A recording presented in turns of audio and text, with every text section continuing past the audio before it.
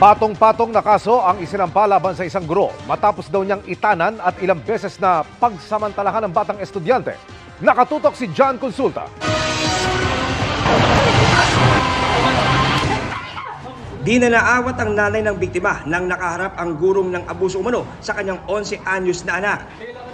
September 3 raw nang di umuwi ang anak. Yun pala, itinanan na ito ng teacher niyang si Kevin Ong, 32 anyos. Yung anak niya ay tinanan nung weekend nung teacher at binalik kahapon ng umaga. Si Ong umano ang lalaking ito na nakuhanan ng CCTV sa labi ng isang motel sa Valenzuela nung araw na yon.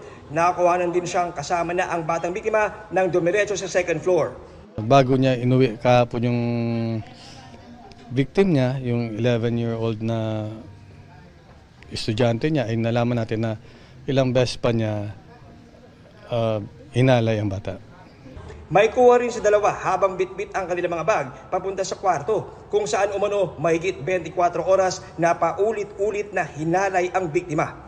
Natuklasan din ng NBI simula Hunyo, 3 beses kada linggo pinagsasamantalahan ng guro ang biktima. Sa tuwing ito'y ipinapatawag sa kanyang opisina sa loob ng eskwelahan, pinapainom rin daw ito ng pills para hindi magbuntis. Nang kunan namin ng panik ang inarestong guro. Nandun naman yung paghingi ko ng tawad, hindi naman mawawala yun. Nandun yung totoong nararamdaman ko na nagsisisi naman talaga ako.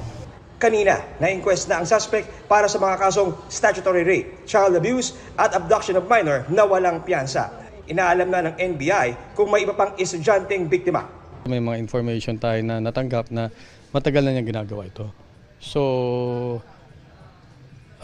mabuti sa ganitong paraan malaman ng ibang nabiktima niya at lalabas at lalapit sa atin.